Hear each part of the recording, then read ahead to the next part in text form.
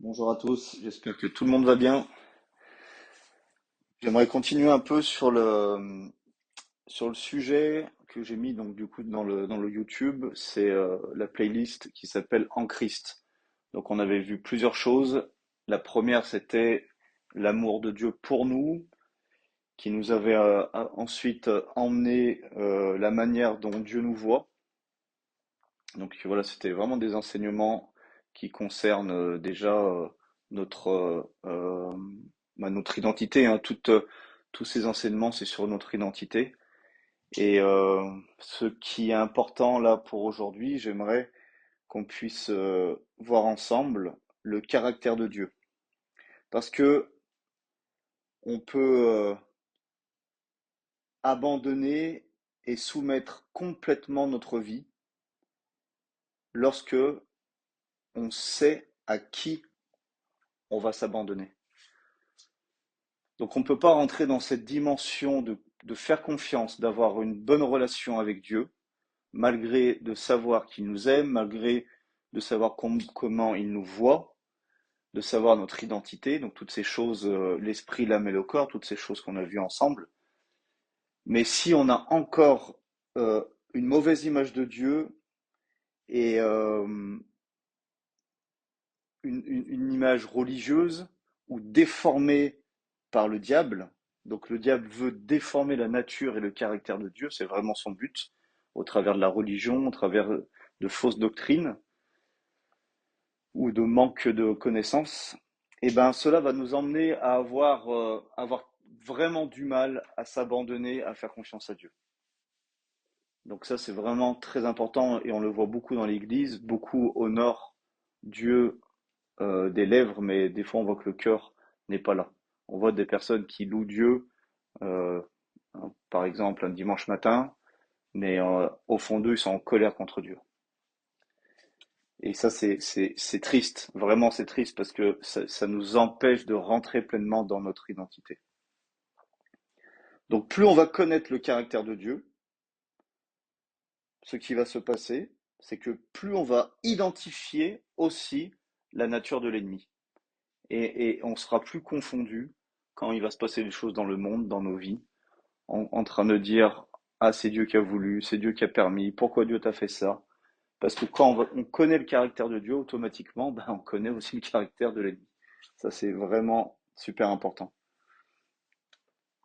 Et on saura que Dieu est amour et que le diable est méchant, tout simplement. Donc déjà, ça fait une séparation par rapport à tout ce qui va se passer dans nos vies, parce que Christ n'a jamais dit qu'on allait vivre une vie de bisounours. Il a dit hein, qu'on allait être tenté, persécuté. Il parle de souffrance, de beaucoup de choses, de séparation dans les familles, dans les foyers. Il nous a pas caché toutes ces choses. Mais ça ne veut pas dire que c'est Dieu qui veut, ça ne veut pas dire que c'est Dieu qui fait ça. C'est tout simplement une réalité qu'on est passé dans un autre royaume et qu'on énerve ceux qui ne sont pas dans notre royaume, que les gens ont un problème non pas contre nous mais contre Christ. Donc c'est des réalités à comprendre toutes ces choses. D'accord? Donc cela ne veut pas dire que Dieu le veut, mais comme dit Jésus, si lui-même est passé par là, eh ben nous, ses disciples, nous allons aussi passer par là. D'accord? Donc ça c'est important. Et c'est pour cela que l'ennemi prend énormément de temps et de plaisir pour emmener une mauvaise image de Dieu dans le corps du Christ.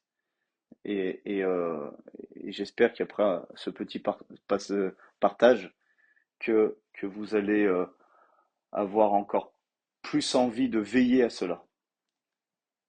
Jérémie 29:11, hein, que tout le monde connaît, car je connais les projets que j'ai formés sur vous, dit l'Éternel, projets de paix et non de malheur, afin de vous donner un avenir et de l'espérance.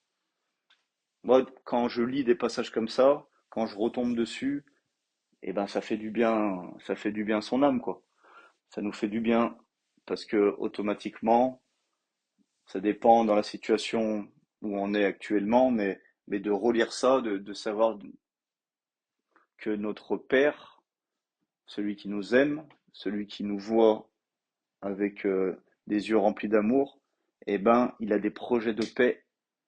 Il aime dire le contraire aussi pour bien encore appuyer sur sa parole. J'ai des projets de paix. Il aurait pu s'arrêter là, mais il dit et non de malheur. Là, il est en train de nous dire, bah, vous voyez que tout ce qui est malheureux, tout ce qui est mauvais dans votre vie, ben, ça vient pas de moi. Donc là, il est vraiment en train de faire la distinction en disant, le malheur ne vient pas de moi, mais les projets que je vous donne, c'est des projets de paix, de bonheur. Donc c'est important de prendre des fois l'inverse dans la parole de Dieu. Et là, le Seigneur, il l'a fait pour nous. Donc les plans de Dieu pour ma vie, pour votre vie, sont les meilleurs. Ça ne veut pas dire que ce sont des bons plans, c'est les meilleurs. Quand on dit quelque chose qui est meilleur, c'est qu'il n'y a rien au-dessus. Nous, des fois, on va pouvoir avoir des bonnes idées pour nos vies, peut-être on a des bons plans pour nos vies, pour notre famille, mais Dieu a les meilleurs. Donc, quand on comprend ça, eh ben moi, on laisse de côté nos bons plans, et moi, je préfère prendre le meilleur.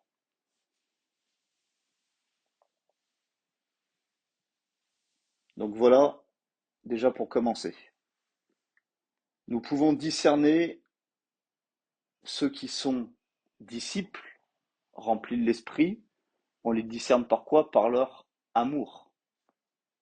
L'amour que vous aurez les uns envers les autres. Dans l'Église, hein, Jésus dit, tout le monde reconnaîtront que vous êtes mes disciples. Donc en gros, c'est par l'amour véritable, agapé, qui règne dans le corps du Christ, qui règne chez une personne, on arrive à distinguer que cette personne, du coup, est enfant de Dieu.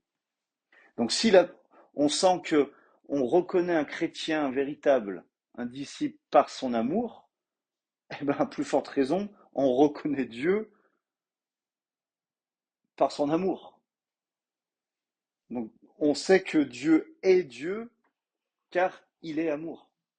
Si ses enfants, la distinction qu'on a dans ce monde, c'est que c'est l'amour qu'on représente, et bien automatiquement, celui qui nous a tout donné, celui qui nous a fait naître de nouveau, sa nature, bien sûr que Dieu est amour. Donc c'est la première chose qu'on doit comprendre. Dieu est passionné par ses enfants. Ça, c'est une réalité. Il est vraiment passionné. Et cette passion l'a emmené à envoyer Jésus mourir à notre place. Donc, plus on va connaître son caractère, plus les promesses et l'héritage qu'il nous a déjà donné seront accessibles. J'ai même envie de dire accessibles dans le sens, c'est qu'on va vraiment pouvoir les goûter parce qu'elles sont accessibles. Elles sont même accessibles pour toute l'humanité. Mais des fois, on est sauvé, on est né de nouveau, mais on a l'impression de vivre un peu comme les gens du monde, dans les défis, dans tout ce que nous vivons. Et c'est des fois juste une mauvaise image qu'on a de Dieu et qu'on n'ose pas recevoir ce qu'il nous a donné. Donc, quand on était bébé, converti, on savait à l'époque hein, que Dieu nous avait sauvés. Et déjà, ça nous rendait heureux. Après, on grandit dans la parole, avec l'Église, et on comprend que Dieu nous veut en bonne santé. Waouh! Qu'il nous a guéris.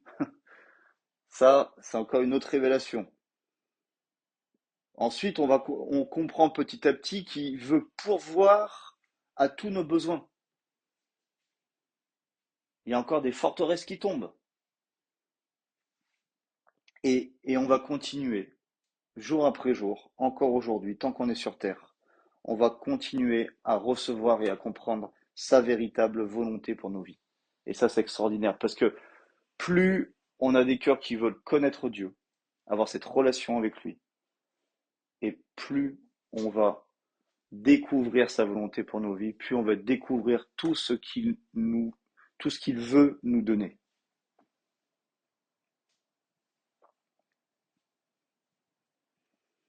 Donc, il y a dans chaque région du monde, donc nous on est en France, on a beaucoup voyagé, enfin moi personnellement aussi en Afrique, et il y a plein d'autres régions du monde que je ne connais pas, mais je sais que c'est exactement pareil.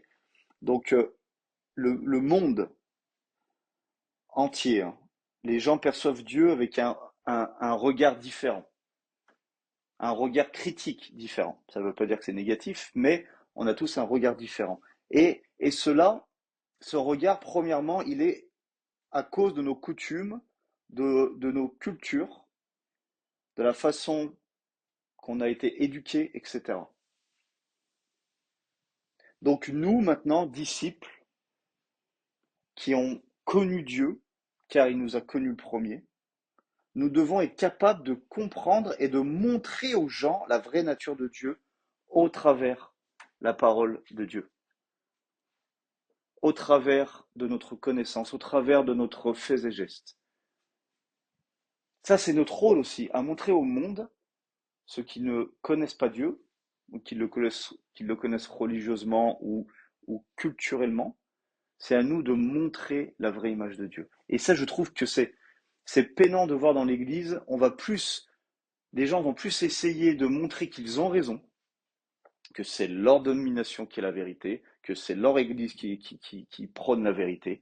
On va se battre, on va faire des guerres, au lieu de montrer la bonne image de Dieu.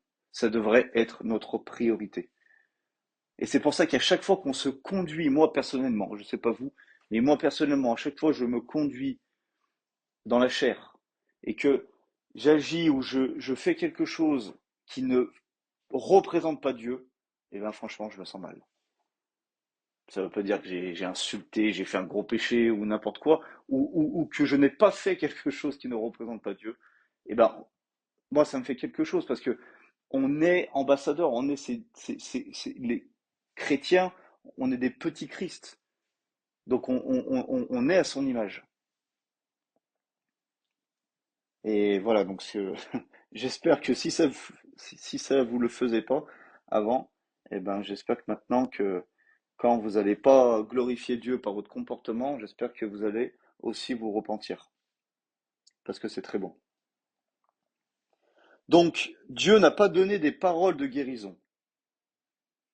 Dieu n'a pas donné des paroles de prospérité, de délivrance, d'encouragement ou même d'amour, parce qu'il a voulu répondre à nos besoins. Non, Dieu n'a pas fait tout ça pour ça.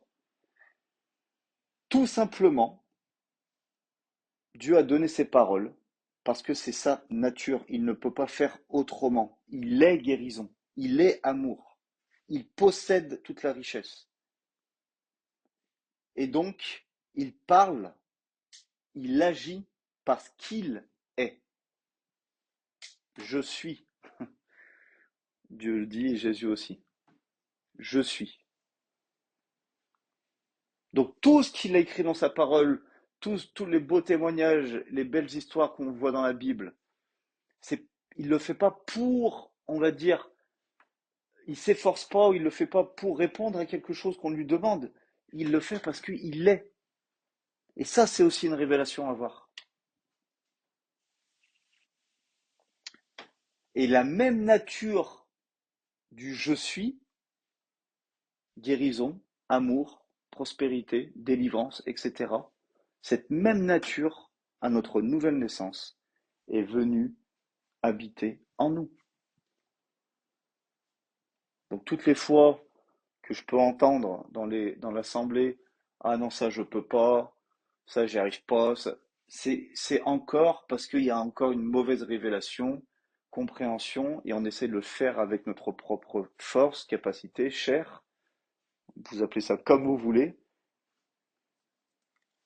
et c'est pour ça que le but de l'évangile et des lettres, des épîtres, c'est nous apprendre à marcher comme Dieu, c'est-à-dire par l'esprit.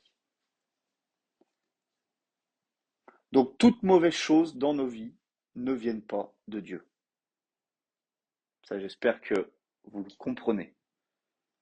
Mais dans la grâce de Dieu, dans sa grâce, dans sa bonté, il veut intervenir dans ces mauvaises choses que le diable a fait dans nos vies, malheureusement qu'on a sûrement donné accès par notre incrédulité, par nos péchés, par notre incompréhension. Voilà, c'est ces genres de choses. Mais dans sa bonté, il va utiliser ce que le diable a fait pour le transformer et se glorifier. Donc quand l'ennemi vous attaque, déposez cela au pied de la croix en disant: Merci Seigneur de le transformer, de transformer cette situation, cette attaque, cette maladie, n'importe quoi, tout ce que le diable essaie de faire en vous. Merci de le transformer pour ta gloire. Glorifie-toi au travers de cette épreuve. Glorifie-toi. Et vous savez, si après la crucifixion de Jésus, si le diable et les dirigeants religieux auraient su ce qu'ils avaient fait, ce qu'ils avaient déclenché en crucifiant Jésus, là, je pense qu'ils auraient réfléchi à deux fois. Parce qu'en voulant éliminer Jésus, une personne, ils l'ont multiplié. C'est-à-dire que maintenant, il y a plein de Jésus. C'est extraordinaire. Ils, ils ont multiplié. Donc, on voit comment Dieu, encore une fois, après cette terrible épreuve, il s'est glorifié. Et 2025 ans après, il se glorifie au travers de son Église, au travers de nous, parce que maintenant, il y a des Jésus sur toute la planète. Et ça, c'est extraordinaire. Donc le diable, ah, il est malin, mais il est un peu bête. Il tombe toujours dans le même piège. À chaque fois qu'il essaye de toucher un fils ou une fille de Dieu, ça va lui retomber dessus si nous agissons par l'esprit. Ok, donc ça c'est déjà des premiers conseils, fondements que vous pouvez vraiment prendre, recevoir dans votre cœur. C'est simple, mais ça permet déjà d'avoir le bon caractère de Dieu dans votre vie. Et je crois véritablement quand quelqu'un a, a, a cette envie de vivre l'identité en Christ, quand cette personne commence à savoir qui il est et savoir quel est le bon caractère, la bonne nature de Dieu, la bonne image de Dieu, ça enlève à peu près 80% de tous les problèmes chrétiens. Et je dirais peut-être même 90%. Vraiment. Il y a beaucoup de problèmes dans l'Église. Moi, dans ma petite expérience de 10 ans où j'ai pu aider, écouter, prier pour des personnes, des problèmes des gens sont dus à cause de ça, d'une mauvaise image de Dieu. Vraiment. Et une mauvaise image de leur identité nouvelle. Parce que la nouvelle naissance est pas prêchée, et quand elle est prêchée, ben des fois elle est mal prêchée. Donc c'est vraiment important. Donc on peut voir dans la parole, des fois il y a des passages qui montrent, enfin qui paraissent montrer que Dieu n'a pas d'amour. D'accord? Et je sais que vous en connaissez beaucoup, des passages comme ça. Dans l'Ancien Testament surtout, mais là, sur l'Ancien Testament, je ne vais pas rentrer dedans, parce que on a déjà parlé de tout cela dans d'autres messages, par rapport à l'Ancienne Alliance. L'homme ne pouvait pas avoir la révélation de Dieu parce que Christ n'était pas encore là, alors que c'est Christ qui a révélé le Père. Donc pour l'homme, dans l'Ancienne Alliance, avant Christ, le mal et le bien venaient de Dieu. Donc j'ai envie de dire, c'était par un manque tout simplement de révélation, même de connaissance de Christ. Donc Moi, je trouve ça complètement normal. C'est pas qu'ils aimaient pas Dieu, c'est que c'était, tant que le Christ n'était pas révélé, très difficile d'avoir une bonne image de Dieu. Très, très difficile. Voire impossible. Mais là, je vais prendre un passage dans Hébreu. Et au moins, là, ce sera beaucoup plus parlant parce que là, c'est dans la Nouvelle Alliance. Et on peut se dire, mais pourquoi? Pourquoi c'est marqué ça? C'est Hébreu 12, verset 6. C'est marqué, car le Seigneur châtie celui qu'il aime et frappe de la verge tous ceux qu'il reconnaît pour ses fils. Donc, à première vue, comme ça, la première partie du passage, on dit ok, on comprend un peu, mais frappe de la verge, on se dit bon, on va aller vite aller voir dans le grec, ça va nous faire du bien, ça va être un autre mot, et on va comprendre que c'est pas frapper de la verge, parce que frapper de la verge, c'est vraiment, bah, c'est quand, voilà, hein, c'est quand on punit, ça fait mal. Voilà, donc on se dit, allez, on va aller voir dans le grec. Donc, d'abord, le mot châtier. Le mot châtier, je vais vous lire trois passages où c'est exactement le même mot. Donc 2 Timothée 2,25. Il doit redresser avec douceur les adversaires dans l'espérance que Dieu leur donnera la repentance pour arriver à la connaissance de la vérité. Donc là, le mot redresser, c'est le mot châtier dans Hébreux 12. Un autre passage, Tite 2,12. Elle nous enseigne à renoncer à l'impiété et aux convoitises mondaines et à vivre dans le siècle présent selon la sagesse, la justice et la piété. Donc le mot enseigne, c'est le même mot que châtier et redresser. Et le troisième, acte 7, 22. Moïse fut instruit dans toute la sagesse des Égyptiens, excusez-moi, et il était puissant en parole et en œuvre. Et le mot instruire veut dire aussi la même chose. Donc, reprendre, enseigner, redresser, instruire, c'est pour moi pas du tout négatif, c'est l'image d'un père qui éduque son enfant. Donc là, on peut vraiment comprendre, le mot châtier n'est pas aussi péjoratif que le mot châtier d'ailleurs. On peut le remplacer par reprendre, enseigner, redresser. Donc pour ça, c'est pas difficile à comprendre. D'accord? Mais par contre, quand on va dans le mot grec frapper de la verge, eh ben on se rend compte que ça veut dire frapper de la verge. Il y a pas un autre... Là, on peut pas trouver un autre chemin, c'est vraiment frapper de la verge. Donc ça veut dire battre, fouetter. Voilà, donc c'est quand même très grave. Donc pourquoi, Seigneur? Pourquoi, Seigneur, tu dis ça? Pourtant, tu m'as jamais fait ça. Enfin, moi, je parle pour moi. Moi, j'ai jamais senti Dieu me fouetter de la verge, me faire mal, me fouetter, me battre.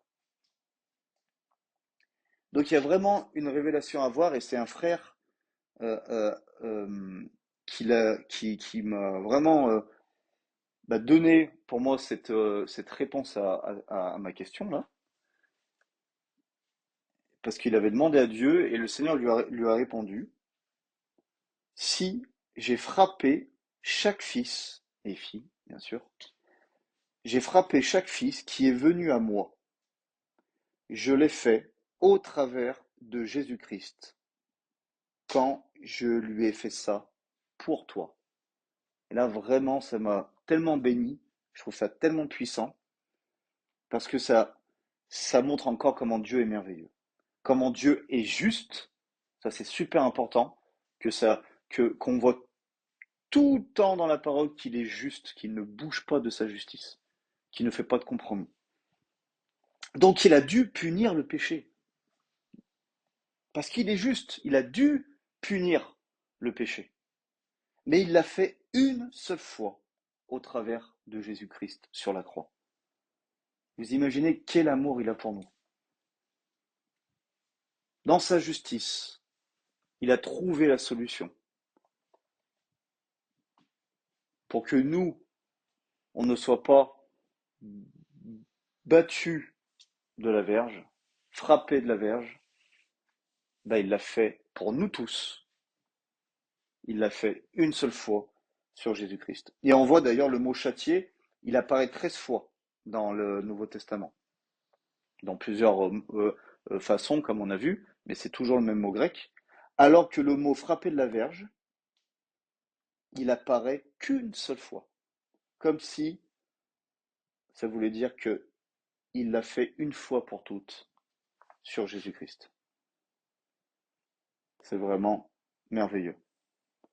Le psaume 103:12, autant l'Orient est éloigné de l'Occident, autant il éloigne de nous nos transgressions. Donc vraiment, si Dieu continuerait depuis 2000 ans, après avoir frappé son Fils pour nous, une seule fois, si Dieu continuerait continuerait de nous frapper de la verge, eh ben, ça va peut-être vous choquer, mais Dieu, le Père, devrait demander pardon à Jésus-Christ. Parce que s'il l'a fait une fois, et s'il continuerait de le faire sur nous, c'est que quand il l'a fait sur Jésus, ça veut dire que ça n'a pas suffi. Et bien sûr que ça, c'est archi faux. Il a éloigné de nous nos transgressions. 2 Corinthiens 5, 21, celui qui n'a point connu le péché, il l'a fait devenir péché pour nous, afin que nous devenions en lui justice de Dieu. Donc comme il l'a fait devenir pour nous, comme Jésus est devenu péché pour nous, il a dû subir le châtiment, la correction, la punition à notre place. Donc comme on vient de le dire, Dieu est un Dieu juste. Mais, et c'est ça qui est extraordinaire, il ne s'est pas contenté d'ôter, d'enlever notre péché, mais il nous a donné sa justice. Nous avons été délivrés par Jésus pour entrer dans une communion avec Dieu. Et c'était son idée depuis le départ. Et ce n'était pas notre idée à nous.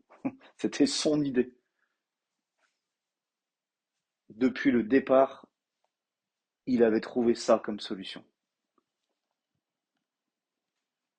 Et c'est tellement beau encore de le comprendre. Jean 10:10, le voleur ne vient que pour, il ne vient que pour ça. Dérober, égorger, détruire. Et Jésus, il vient afin que les brebis aient la vie et qu'elle l'ait en abondance. Dieu est un Dieu qui donne la vie. Donc si vous comprenez votre Dieu, vous reconnaîtrez votre ennemi, comme on disait tout à l'heure. Donc on voit là dans ce passage, c'est qui va donner et c'est qui va reprendre, qui va enlever. On voit très bien, c'est très clair, le voleur est Jésus, l'ennemi est Dieu. Cette différence. Galates 5, 22. Mais le fruit de l'esprit, c'est l'amour, la joie, la paix, la patience, la bonté, la bienveillance, la foi, la douceur, la maîtrise de soi. Donc comme on est en train de l'étudier en ce moment, on découvre notre nouvelle nature, tout ce qu'il a déposé dans notre esprit. Mais en même temps, c'est pas notre esprit humain qui a créé tout ce fruit-là. C'est l'esprit de Dieu qui s'est associé à notre esprit humain. Donc quand on découvre ce fruit dans nos vies, on découvre Dieu, parce que ça vient pas de nous, ça vient de lui. Donc ça aussi, à chaque fois qu'on marche par l'esprit et qu'on voit ce fruit chez quelqu'un d'autre et chez nous, et chez nous-mêmes, là on est en train de connaître Dieu intimement. Donc on ne parle pas que du fruit de l'esprit, on parle de la nature de Dieu dans ce passage.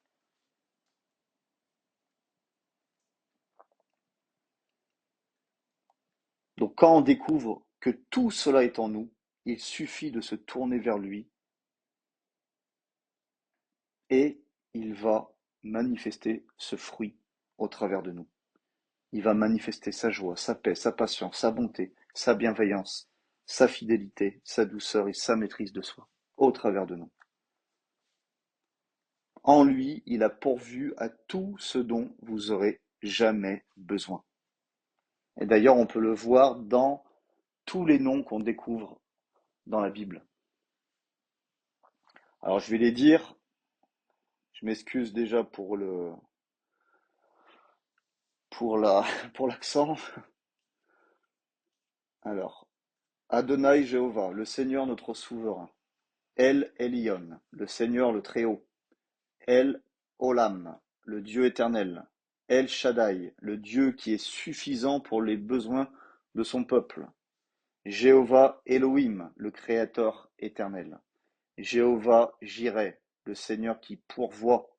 Jéhovah Nissi, le Seigneur notre bannière. Jéhovah Repheka, le Seigneur notre guérison. Jéhovah Shalom, le Seigneur notre paix.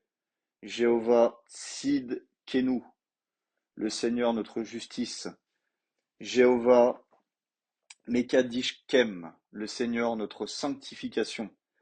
Jéhovah Saboat, le Seigneur notre hôte. Jéhovah Shama, le Seigneur est présent. Jéhovah Roi, le Seigneur notre berger. Jéhovah Ossenu, le Seigneur notre créateur. Et Jéhovah Elohenu, le Seigneur notre Dieu. Donc quand on voit cette liste, on comprend que Dieu est tout ce qu'il a manifesté sur la terre.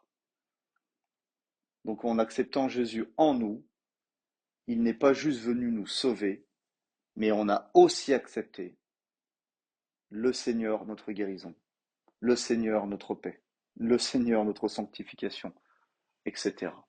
Donc on a aussi accepté tout ça en nous. Donc comprendre le caractère de Dieu va transformer votre relation, notre relation avec lui. Et de comprendre le caractère de Dieu va vous permettre de vaincre toutes les attaques de l'ennemi. Voilà les amis, comme ça, j'espère que cela vous a béni, que ça pourra vous aider dans votre communion, dans votre chemin de disciple, à vouloir être transformé à son image jour après jour.